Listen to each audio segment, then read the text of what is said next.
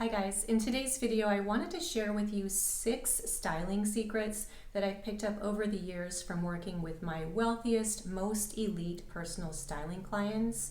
And it's not about pretending to be rich or fake rich, but more so that quiet confidence and that peace of mind that we would feel if we had $1 billion in the bank. So in today's video, we're going to pull that curtain back and I'm going to share 6 styling secrets that I've picked up over the years from working with my most elite clients. So basically the real way to rich right. And if you are new here, I'm Tasha Julie and I'm an LA-based fashion stylist and a luxury procurement expert. Lately, there's been a lot of talk about riching right, thanks to the Becca Blooms of the world.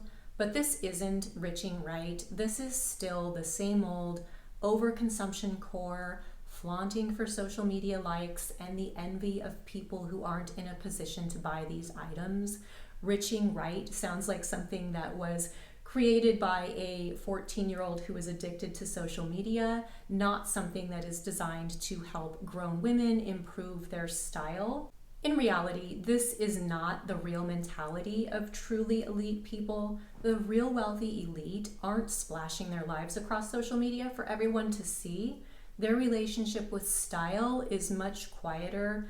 It's about curating clarity in thought, environment, and self. So maybe you've recently found yourself either entering a new phase of life or just wanting to improve your personal style out of natural progression. But either way, I hope that you find these tips helpful. Let's jump straight into it with tip number 1. The one thing that I've noticed over and over again with my wealthiest clients is that they want something that no one else has. They want something that feels exclusive. They aren't chasing trends. They're not trying to keep up with the Joneses because essentially they are the Joneses.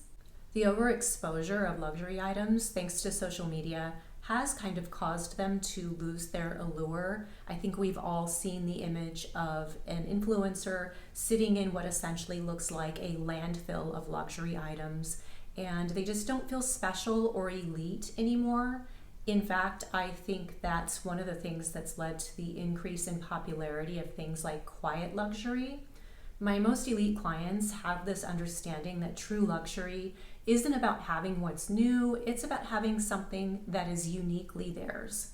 So for this reason, a lot of them have pieces that are custom made. There are some easy ways to apply this in your own life. You don't have to be a billionaire to do this. If you shop vintage or even secondhand luxury consignment, and if a custom made from scratch garment isn't in your budget, you can shop your own closet. Maybe you've got a piece that you love, but it needs a little bit of maybe some tweakments in order to feel revived and fresh. You want to maybe modernize it a little bit. Take a piece you've already got and bring that to the tailor and have them do some customization to it. So whether it's maybe adding or taking away something, slightly bringing in the silhouette, you guys get the idea. So I did that recently with a luxury vintage consignment piece, and I do understand in all fairness that I am probably out and about doing these kinds of things because of my job a little bit more than the average person, but I saw this Says Marjan skirt and it was a little bit too loose and it had a little bit of extra fabric in it. So what I did was, of course, I snatched it up. It was a pretty fair price and I took it to my tailor and she made it a little bit more fitted and took out some of the extra fabric that was looking a little scrunchy bunchy on me. So that's a really fun way to have customized pieces that are a little bit more budget friendly. And I think it brings back that feeling of exclusivity that so many of us seem to be craving. Tip number 2 is that they are not always chasing the next best thing. And this can be tricky, especially nowadays with trends and advertisements coming at us all like a million miles per hour. It's so easy to fall into the trap of thinking that maybe there's something better out there. But my most elite clients don't live like that. They find what works for them, whether it's silhouettes, fabrics, color stories, and tried and true brands or designers.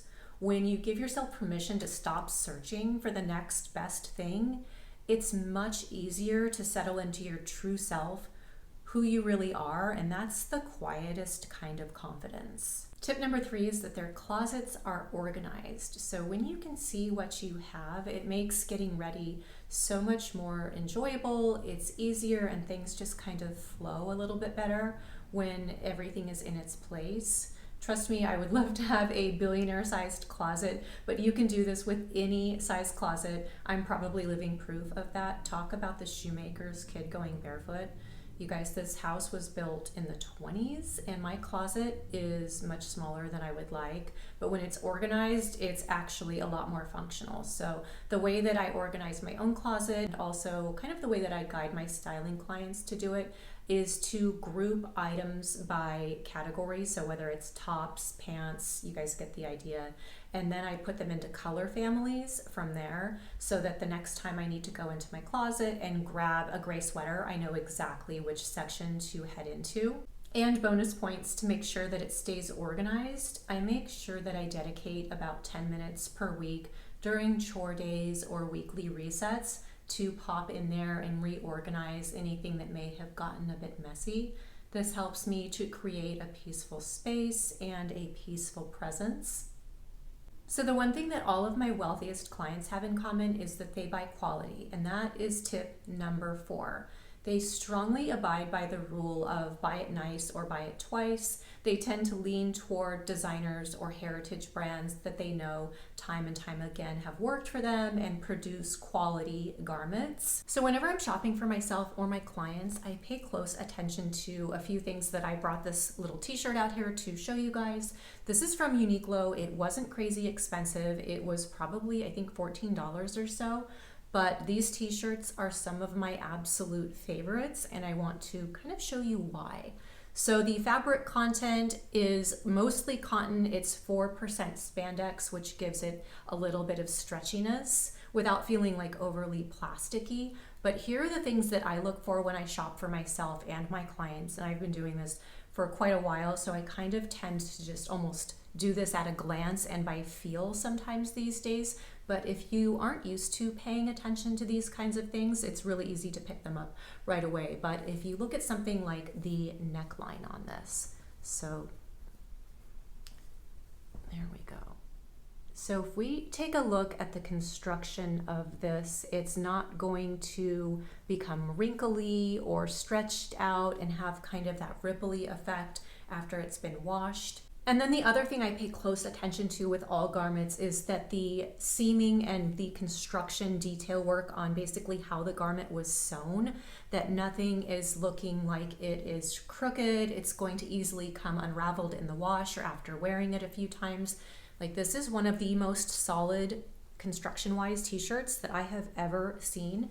And it's not at the price point that's going to break the bank. I have seen t-shirts of all different price ranges, and this one rivals some of the most expensive ones, and it's actually better than quite a few of them. I just wanted to really illustrate this example to you guys that buying nicer things will take you a lot longer as far as longevity in your wardrobe. You're not having to replace them, and they're also not looking shabby quickly. Like, I am the weirdest person about this part of a t-shirt because so many of them go wonky after being worn and washed. And that's one of my pet peeves because it's near your face. It's one of the first things that people see. And when I feel like one of my shirts is immediately looking kind of icky right here, I really don't like that. And this is true for all construction points of garments, but this right up here being a focal point is really, really important. So I just wanted to kind of illustrate how quality and the construction of garments really comes into play. And it's also unfortunate that more expensive doesn't necessarily translate to better these days. I can't tell you how many times I have touched a high-end designer garment or looked closely at the seams of it and just been like, no, this is not it. So you used to be able to almost blind buy something that was a little more expensive and on a designer label, and that quality was almost synonymous with the name, and I just kind of feel like that's really not the case anymore. So I have become a little bit of a stickler for design and construction details on garments, because if we're being real, my elite clients don't want piles of disposable pieces. They want beautiful, well-made things. Not only does the construction and quality matter, they tend to lean toward more natural fabrics like silk, wool, cotton, cashmere, or sometimes even leather.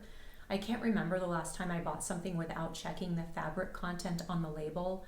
That way I have an idea if I'm getting what I'm paying for, also what the care and upkeep is going to look like to maintain the garment.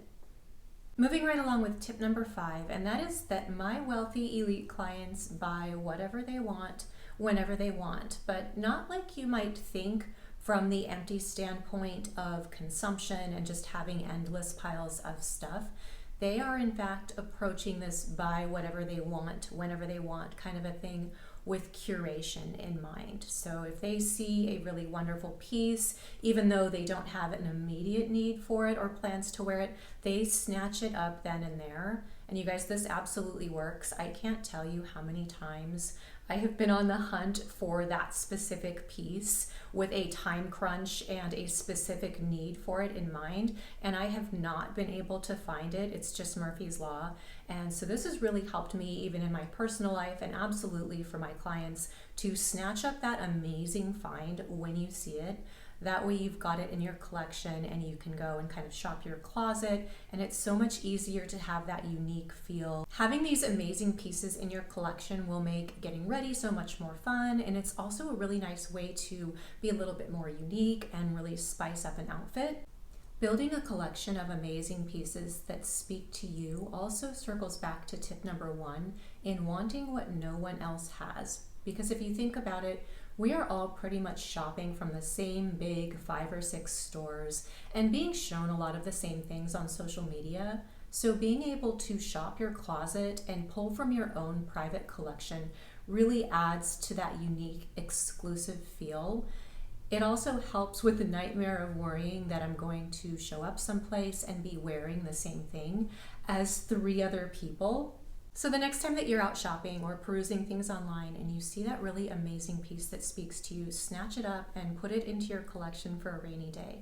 And tip number 6 is that they plan in advance. One thing that my elite clients never do is rush, and rushing is simply not elegant, not from the stance of snobbery, but from your mental peace of mind and also the way that it is seen by other people. So if you can envision somebody who is making the movement to take their coat off, and if they do so in a flourish of excitement and they're kind of flailing around as if there are bees in it, that just doesn't look elegant. Whereas if you think of the opposite, someone takes it off with intention, with slow, more elegant movements, that's also what I mean in rushing. So not just physically rushing, but also kind of in your state of mind. We've all been there. I can't tell you how many times I've rushed into my closet in a panic mode, running around, doing basically a week's worth of cardio trying to get ready for an event, only to have a wardrobe meltdown and just really not be in the best frame of mind by the time I've arrived at the event. It tends to really ruin my night, so I always try to plan in advance, and of course a big part of my job is helping my styling clients to also plan in advance. My elite clients know what's on their calendar, whether it's business or social. They've researched the venue, or maybe I've even helped them, the vibe or the mood, and even the weather. They plan and try on outfits in preparation to make sure things work ahead of time. I read the book Atomic Habits, and one of the keys to success mentioned is reducing friction, which seems like such a small thing, but it works in so many aspects of life. By removing small points of resistance, things flow more smoothly. Case in point, planning ahead alleviates decision fatigue and creates space for calm confidence. So when you plan ahead for your future self, you choose your outfits in advance, make sure that they're ironed, clean, and ready to go. Sometimes we even plan a backup look in case there's a change in mood, weather, or even the venue. At the end of the day, real style is the kind that lingers and leaves a lasting impression. It comes down to quiet confidence as well as a peaceful state of mind. And it's not about pretending to be rich or chasing trends.